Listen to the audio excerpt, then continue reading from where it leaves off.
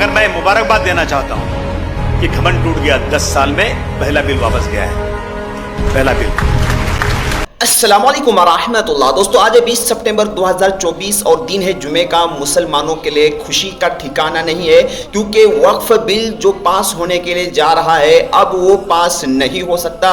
एक बहुत बड़ी खबर निकलकर सामने आ रही है, क्योंकि जैसा कि आप सभी लोगों को बताया गया था कि 19 सितंबर के अंदर मीटिंग शुरू होने जा रही है, जिसमें इस्लामिक धर्मों के जितने संस्था है और जितने भी छोटे बड़े ग्रुप है उसके जो लीडर है उनको बुलाया गया था। और ज्वाइंट पार्लियामानी कमेटी के जो सदस्य है जगदम्बिका पाल वो भी आए थे, असदुद्दीन ओवैसी भी उस मीटिंग के अंदर शामिल थे और मुसलमानों के बड़े बड़े रहबर, बड़े नेता, ये सारे कुछ उसके अंदर थे। बड़ा फैसला निकलकर सामने आ रहा है और आज 20 सितंबर है, आज भी मीटिंग है। तो ये बिल जो पास होने जा रहा है अब वो पास नहीं हो सकता। अबुल आसिम अजमी का एक बयान आया है, इस बयान को पूरा सुनिए पहले। इसमें उन्होंने इस बिल को लेकर और वक्फ की जमीन और प्रॉपर्टी को लेकर बहुत अहम बातें कही है। और अब जो फैसला आने जा रहा है वक्फ की प्रॉपर्टी को लेकर, वक्फ का ये जो बिल पास होने जा रहा है ये नहीं पास हो सकता। इसको लेकर अबुल आसिम अजमी ने क्या कहा, पहले इस वीडियो को सुनिए। पहले फौज, मिलिट्री, दूसरा रेलवे, उसके बाद वक्फ। इतना बड़ा जमींदार होने के बावजूद, 8 से 9 लाख एकड़ जमीन होने के बावजूद हम किसी बेवा को वजीफा भी उससे नहीं दे पा रहे। अब बेहतर मैनेजमेंट के नाम पर बीजेपी इसमें डाका डालने की कोशिश कर रही है। बेहतर मैनेजमेंट और मुसलमानों के लिए, और बीजेपी, ये तो कोई सोच ही नहीं सकता है। बीजेपी का दखल आना मतलब मुसलमानों के लिए कोई तकलीफ शुदा बात होनी है, ये पक्की बात है। रेलवे बिक गया, एयर इंडिया बिक गया, एयरपोर्ट बिक गया, सी पोर्ट बिक गया, क्या बचा है? सब बिकता जा रहा है। अब इनकी नीयत जो है ना, इनकी नीयत वक्फ बोर्ड पर आई है कि वक्फ बोर्ड की जमीनें बहुत ज्यादा है, कि वक्फ की प्रॉपर्टी मजहबी प्रॉपर्टी है, मजहबी प्रॉपर्टी है जो 200-300 सालों से एक बड़ा लैंड बैंक है। ये 9 लाख एकड़ जमीन कोई चोरी और डाका डाल के नहीं दी गई है। ये 9 लाख जमीन लोगों ने अपनी वक्फ बोर्ड को दिया है, जो साहिब हैसियत थे। जमीन दरगाह, मस्जिद, यतीम खाना, मुसाफिर खाने के नाम पर दी गई है। इस बिल में यह खतरा सबसे बड़ा है कि वक्फ बोर्ड को रबर स्टैंप बनाना चाहती है सरकार। 36 कलेक्टर का पावर जिस बोर्ड का है उसको एक कलेक्टर को दे दिया गया।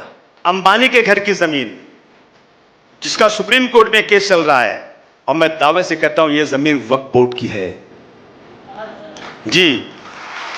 इस जमीन पर सर इब्राहिम भाई, करीम भाई खोजा यतीम खाना था। यतीम खाना 1930 में वक्फ बोर्ड की इंक्वायरी हुई, वक्फ की लिस्ट में शामिल है यह यतीम खाना जो 1910 में बना था। मैंने तो कहा था उस दिन ये बिल्डिंग गिर तो नहीं सकती, लेकिन वक्फ बोर्ड के लीजी बनाओ इसको, वक्फ बोर्ड से लीज पर जगह लें। वो अब एक ही हल है कि अंबानी वक्फ बोर्ड के पास आए और कहें कि भाई ये जमीन आपकी है, मुझे इसको लीज पर दे दो, उसका लीज का भाड़ा हो जाए, दूसरा कोई रास्ता नहीं है। लेकिन ये भी सरकार करना नहीं चाहिए। वक्फ का कानून यह है कि जमीन हमेशा वक्फ की रहेगी। कल किसी मस्जिद दरगाह को कलेक्टर, किसी का घर, मौलाना साहब ने कहा किसी घर कह देंगे ना तो कलेक्टर साहब की बात ही मानी जाएगी। अहमदनगर में गया था, यकीन मानिए, एक मस्जिद है, पूरा मीनारा है उस पे। मैंने पार्लियामेंट में उठाया था, आज तक चिल्ला रहा हूं, अभी तक कुछ हुआ नहीं है। पूरा मीनारा है, उस मस्जिद में पुलिस स्टेशन चल रहा है, बगल में मस्जिद में कलेक्टर ऑफिस चल रहा है, सरकारी दफ्तर चल रहे हैं। जब कलेक्टर को यह फैसला करना होगा तो ये इसको वक्फ बोर्ड को मानेगा नहीं, ये कहेगा कि ये जगह किसी और की है। कलेक्टर राज में लंगड़ा लूला वक्फ बोर्ड बनने वाला है। मगर मैं मुबारकबाद देना चाहता हूं कि घमंड टूट गया। 10 साल में पहला बिल वापस गया है, पहला बिल। 400 पार कहने वाले 240 पर आ गए। और एक बात थोड़ा सा सोचो, अगर 400 पार हो गया होता तो ये बिल पास हो गया होता, बिल पास हो गया होता। मैं बहुत बधाई देना चाहता हूं, मुबारक आप लोगों को देना चाहता हूं। ये कौम के वो लोग बैठे हैं जिन्होंने अंग्रेजों के दांत खट्टे कर दिए थे। ये वो लोग हैं। कब तक बेराव रवा रहेंगे? कब तक मुसलमान तुम अपने फैसले खुद करते रहोगे? मज़हब में 5 बार आजान की जाती है। आओ बगल में खड़े हो जाओ, आओ जगह मत छोड़ना, कंधे से कंधा मिलाकर खड़े हो जाओ। सबसे ज्यादा मुसलमान में इंतशार। मुत्तहिद हो तो बदल सकते हो जमाने का निजाम, मुंतशिर हो तो मरो शोर मचाते क्यों हो।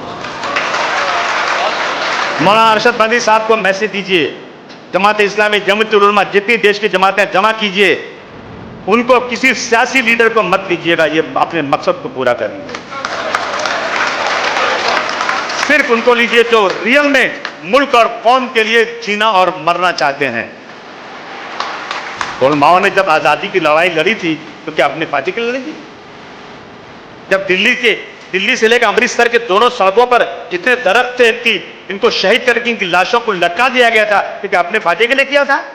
आगे आइए, कौन को बचाइए, और इंशाअल्लाह ये ज़मीन अल्लाह की है, अल्लाह की ही रहेगी। दोस्तों, आपने अबुल आसिम आज़मी साहब की शानदार बयान को सुन लिया। इससे आपको बहुत कुछ मालूम हुआ होगा। ये बिल बिल्कुल भी पास नहीं होगा, क्योंकि बिल बिल्कुल भी मुसलमानों के हक में नहीं है, मुसलमानों के खिलाफ है। क्योंकि मुसलमानों के कब्रिस्तान, मुसलमानों के मस्जिदें, मुसलमानों के ईदगाह, इन पर किसी को भी हक जताने का अधिकार नहीं है। बैरिस्टर असदुद्दीन ओवैसी साहब जो अमित शाह पर भड़के थे, उन्होंने ये कहा कि इस बिल को देखने के लिए जब JPC को बनाया गया है, ज्वाइंट पार्लियामेंट्री कमेटी को तय किया गया है, तो आप बाहर क्यों बयान दे रहे हो और आपको क्या हक बनता है? दोस्तों, फिलहाल मीटिंगें शुरू है, बड़े बड़े शहरों के अंदर JPC मीटिंग कर रही है। मुसलमानों के छोटे बड़े रहनुमाओं को और छोटे बड़े ग्रुप के जो लीडर है उनको बुलाया जा रहा है, उनसे भी मीटिंग ली जा रही है, उनसे भी मशवरा राय तलब की जा रही है।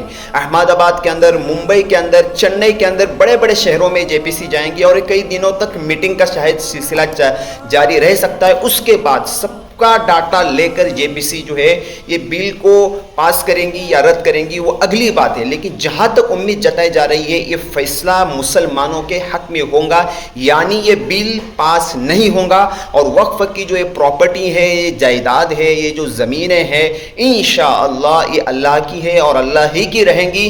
क्योंकि वक्फ की जो ज़मीनें मुसलमान जो वक्फ करते हैं, दान करते हैं, ये अल्लाह के लिए करते हैं ताकि इसमें से जो गरीब है, जो अनाथ है, जो परेशान है, उनकी इसमें से मदद की जा सके।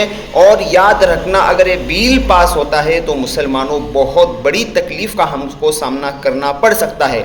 यहाँ तक कि कब्रिस्तान के अंदर दफन होने के लिए जगह भी हमको खरीदनी पड़ेंगी। हमारी मस्जिद, मदारिस, खानका सब हाथ से निकल सकते हैं, लेकिन इंशाल्लाह ऐसा नहीं होगा। अल्लाह मेहरबान है। आप लोग कमेंट ज़रूर करें और आज जुमा का दिन है, खुसूसी दुआ करें, अल्लाह से दुआ करें। हम जितना अल्लाह से लव लगाएंगे, अल्लाह से मांगेंगे, अल्लाह से ताल्लुक़ जोड़ेंगे, इंशाअल्लाह अल्लाह के ज़ात से उम्मीद है कि फ़ैसला इंशाअल्लाह हमारे हक़ में आएगा। आप लोग खुसूसी दुआ करें, जुमा है, दुरूद शरीफ की कसरत करें। जो जितना दुरूद शरीफ पढ़ेगा अल्लाह के नबी पाक सल्लल्लाहु ताला अलैहि वसल्लम पर, वो अल्लाह के उतना करीब होगा, अल्लाह की रहमतें बारिश की तरह जो है उस पर बरसेंगी। मैं उम्मीद करता हूँ कि आप लोग जो है वक्फ बिल को लेकर सीरियस है और खुसूसी दुआ कर रहे हैं। कमेंट में ज़रूर लिखें कि अल्लाह वक्फ की जो ज़मीन है, प्रॉपर्टी है, तो इसकी हिफाजत फरमा और फ़ैसला मुसलमानों के हक़ में फरमा। मुझे उम्मीद करता हूँ कि जो मीटिंगें चल रही है इसमें हमारे सारे बड़े बड़े रहबर हैं, बैरिस्टर असदुद्दीन ओवैसी खुद इन मीटिंगों के अंदर जो है मौजूद थे। इंशाल्लाह फ़ैसला हमारे हक़ में आएगा। आप दुआ करें। अस्सलाम वालेकुम व रहमतुल्लाहि व बरकातहू। कोई भी अपडेट आता है तो आप लोगों को इंशाल्लाह पहुँचाऊँगा।